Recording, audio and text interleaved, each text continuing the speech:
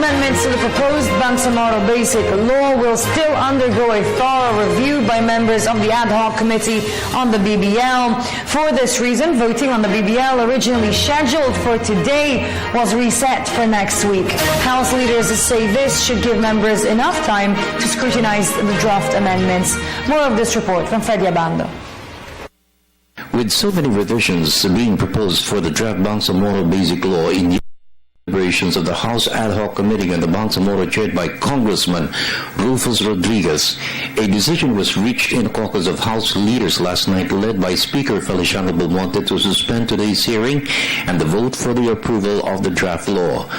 Rodriguez, with the help of a team of legal experts from the House, will review the draft law and the possible amendments or refinements to ensure every provision is compliant with the Constitution.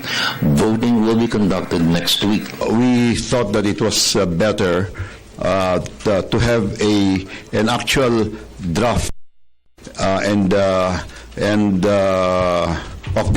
us as preliminarily amended, and Rufus Rodriguez had actually made a draft, and we said let's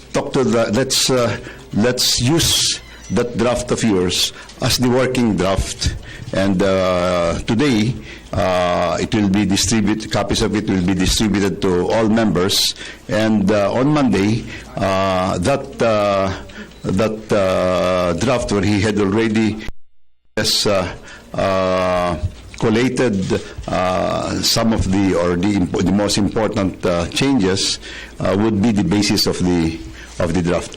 But this is basically a technical point. That is the way I describe it. I think a bill that is acceptable to most will certainly pass.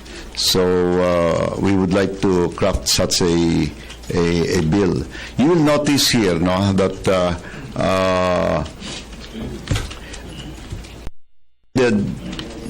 that on this ad hoc committee, so that the people who are most concerned, which are the people from Mindanao, basically compose the committee. So they are the most knowledgeable. They're also the ones who will benefit the most, because let's face it, this is a instrument for peace. In the interest of making sure that everyone has the chance to study the new amendments and then read the consolidated version of all the proposals, we had to really reset. And so if I were just the one to decide to be voted on already, I'm ready to have the vote, but it's not also good that we will not allow our own members to study and read the new proposed amendments. Yesterday's marathon hearing that lasted almost 10 hours saw so many proposals to revise the draft law. Davao del Norte Congressman Anthony Del Rosario, with 20 other Solons from different political parties, proposed a list of amendments to refine provisions deemed unconstitutional. Speaker Belmonte dismissed reports the Del Rosario amendments are being pushed by the Liberal Party. I think some of the proposals members of the LP also, dahil sa doon naman, hindi naman natin dinidistinguish ko ano yung as long as you are a member of that committee, you're entitled to make to propose an amendment. Del Rosario's list was backed by the National Peace Council created by the President. Rodriguez has 1 week to harmonize all proposals and contending provisions of the creation of offices that may impinge on the powers of constitutional offices.